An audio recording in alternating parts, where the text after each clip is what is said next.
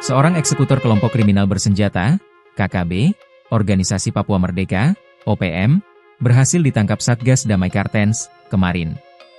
Eksekutor OPM bernama Wanggol Sobolim, 22, itu dituding terlibat dalam serangkaian aksi teror di Kabupaten Yahukimo.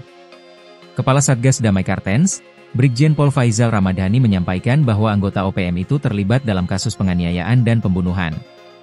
Berdasarkan hasil interogasi terhadap Wanggol, pelaku diduga terlibat dalam 2 tindak pidana berat di Kabupaten Yahukimo, yakni penganiayaan terhadap Agustinus Lambi dan pembunuhan terhadap Lajahari pada 2 Mei 2025 lalu. Faizal menjelaskan bahwa Wanggol merupakan warga distrik Dekai, Kabupaten Yahukimo. Dalam pemeriksaannya, Wanggol mengaku telah bergabung dengan KKB yang menamakan diri Batalon Sibilia sejak tahun 2022.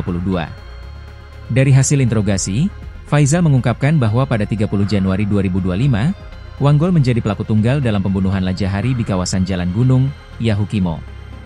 Sedangkan pada 2 Mei 2025, ia bersama 2 rekannya, Ben Sobolim dan Kasim Bisilak, melakukan penyerangan terhadap Agustinus Lambi, sopir pengangkut galon air di kawasan perumahan sosial Jalan Poros Lakpon KM4. Setelah melakukan penganiayaan, pelaku melarikan diri ke Kalibraza untuk bersembunyi, ujar Faizal.